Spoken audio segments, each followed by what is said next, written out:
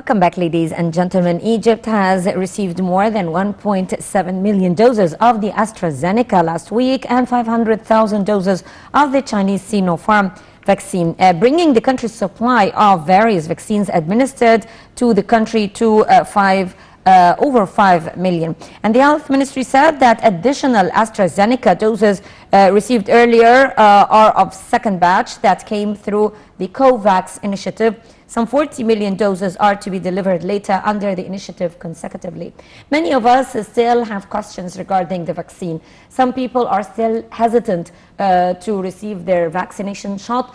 Others have questions regarding the safety of the vaccine.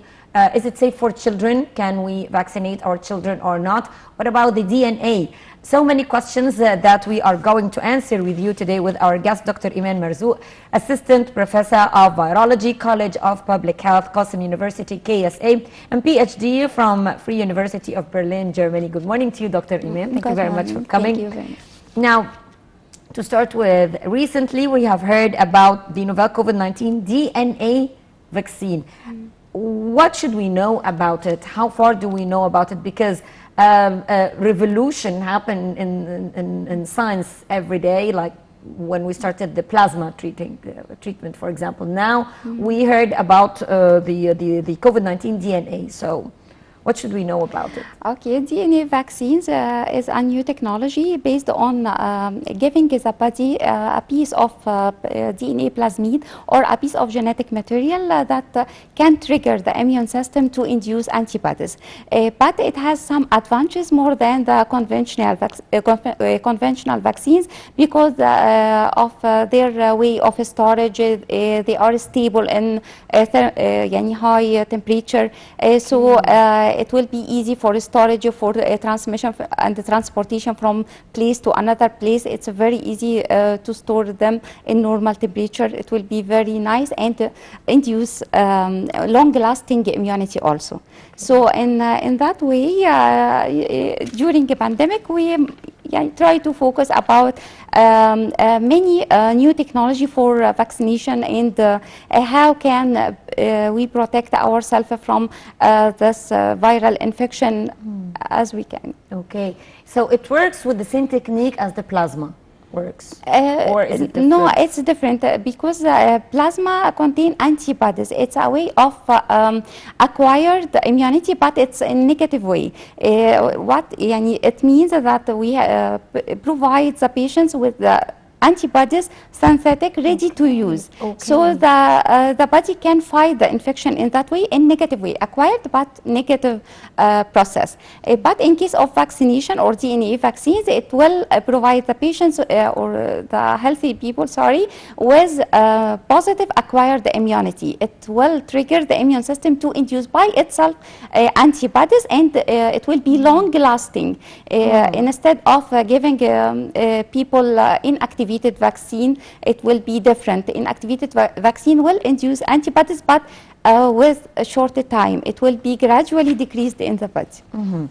COVID-19 vaccination for children and young adults, is it a priority? Can children get vaccinated or not? Children can be vaccinated now. There are two vaccines already licensed for emergency use for children from 12 to 17 years old, and already the results are very safe and effective. But if we have shortage in vaccination doses, and in poor countries or developing countries, we can't cover all the people with vaccination doses at that time. This time, so. For example, in United States of America, they have already available vaccine for all people. So 50% of the citizens there already vaccinated against COVID-19, and they began a huge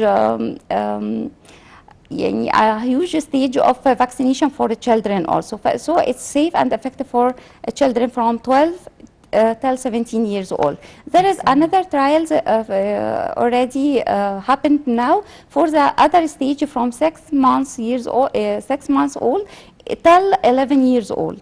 It's already 6 months babies. Yes, it's a new vaccine. It will be called KidCov, and it will be available for babies till 11 years old. But till now, there is no available data about that. Okay. Every day we hear about the viral evolution, and that was main concern actually for many people. That's why they were reluctant or hesitant to receive the vaccination, because they said that the vaccine is meant to target one variant of COVID-19. So what if we get infected with another variant? But this viral evolution resulted in the presence of the new COVID-19 variant strains, such as Vietnam's new one. What about that, and how does this occur? Okay, in case of viral evolution, it happens when the virus enters the body and react to the genetic material of the patients. The first step will be attachment, and then penetration and integration of the genetic material with our genetic material. In that case, many errors can happen in the genetic sequence or the protein and amino acid sequence in the viral genetic material. So in that case, the mutation happened, but it can differ from place to another place. It can be harmful in some places in the genetic code, or it can be very simple and can't make any difference. So according to the site of mutation, it will be dangerous or not. In case of variant strains, it happened because of the accumulation of these mutation in many sites in the viral genetic material. So it can make different and they make different genetic code, and also lead to genetic drift. So this means that we need a vaccine for each variant or not? No. There is a similarity percentage in the same family of the virus, coronavirus, for example. We have a similarity percentage. We have a sequence with similarity and homology percentage. So the current vaccine can be effective against this variant for some time, and after that the manufacturing must be developed and change in the genetic code of the vaccines also. How can we explain that many people who got infected with the coronavirus, they got infected again in a few months later, or perhaps less than a year later? Sometimes the body didn't give a suitable response against the infection, so there is no high titer of antibodies against the coronavirus. So it can be continue for long time, or we can take another infection with new strain or different strain after some time, because the body is not suitable for fighting this infection with a strong immune response. Okay. Mixing COVID-19 vaccines is being proposed in some countries, but is it safe to do so? That's one question. And how does our immune system work in that case? The main idea of mixing vaccine, when we exposed to the first dose of vaccination, the immune system induce some antibodies, but with few amounts of antibodies, and it will remain for few weeks. So we need to take another shot or a booster dose to induce long-lasting immunity, or a stronger immunity, or higher number of antibodies. In case of that, the body produces two types of cells: plasma cells or B lymphocytes that will be short-lived, or it will be gradually decreased in our body, and after that the memory cells or T lymphocytes that will be found in our body for long time. If we take the booster dose with cells, that means that T lymphocytes that will recognize the virus if our body exposed to it again. So as you mentioned before, if we exposed to the virus for the first time, our body will recognize it and will induce our soldiers and will induce our army to fight it. And memory cells will be produced in that way and last in our body for a long time. In case of mixing vaccine, or the idea of mixing a vaccine, because we are in pandemic and there is a shortage in vaccination, so some countries enhance the idea of mixing a vaccine to provide one shot or one dose from one vaccine, and after that, if it available, it's okay.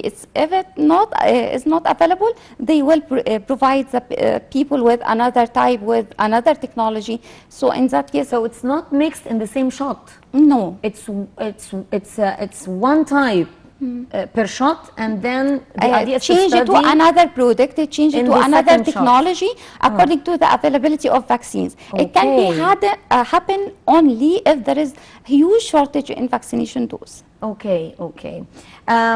Different pharmaceutical companies announced that new medications against COVID-19 will be available and help in controlling the virus. What about these drugs? Because we heard that the United Arab Emirates, for example, announced that Kuwait. it has produced the first drug. And for us, or for me, I rarely heard about a drug for a virus. I heard about vaccines Yes. for viruses, not drugs. So tell us more about it. You mentioned a very good point, because antiviral medication, we can't find them over the counter because it's not safety for all of us. It must be described by the physician or by Yes. the virologist. So in that case, we can't go to the pharmacy and ask for antiviral medication. We asked for antibiotic, but for antiviral it can't be happened. Why? Because the antiviral medication don't have selective toxicity. They affect the cells that already harbor the virus. So we can't take it from the pharmacy or take it by ourselves. Yes. Yes. So in already pharmaceutical companies, different pharmaceutical companies announced that by the end of 2021, many medication will be available for fighting and controlling viral infection. One of them considered as antiviral, and it acts as anti-protease enzyme. It acts on the enzyme that is responsible for the multiplication of the virus, so it can affect this process, so it can control the virus. And it will be taken orally. It's like pills. And also it's suitable for mild and moderate cases only. It can take at home. Another type of medication that already will be found in by the end of this year, it's like antibodies. Just ready to use. It's not a medication, but it helps the immune system to fight the infection. So it's like the drugs that boost the immunity system, the ordinary drugs that boost the immune system? Yes, it will enhance the immune system by giving it ready-to-use antibody to fight this type of infection, using the specific monoclonal antibodies. Okay. Dr. Eman, some people who were reluctant to receive the vaccination said that it has been announced that the vaccination does not prevent catching coronavirus. Yes. And there is a probability that if we get vaccinated, we can still get infected with the coronavirus. How true is that? Because some answers to that concern were yes, but if people get infected with the coronavirus after they were vaccinated, the symptoms will be very mild and they will not need hospitalization. Yes, So it's true. Vaccination is very important process to control many infectious diseases such as COVID-19. So now a lot of people are infected with COVID-19 and the virus is spreading very fast, and a lot of people need hospitalization and special care. So in that case, vaccination can help us to relieve these symptoms. If we already exposed to the virus, our immune system will recognize it easily. Our body is ready to fight this type of infection. We have antibodies and the memory cells that already found in our body and will fight this type of infection. So if we catch this infection, it will be mild, as you mentioned, and there is no need to hospitalization, and it will be fine. Okay. Another concern for people is the side effects of the vaccine shot. For some people, they got vaccinated and things went smoothly, and others, they suffered from high fever, fatigue, Chills.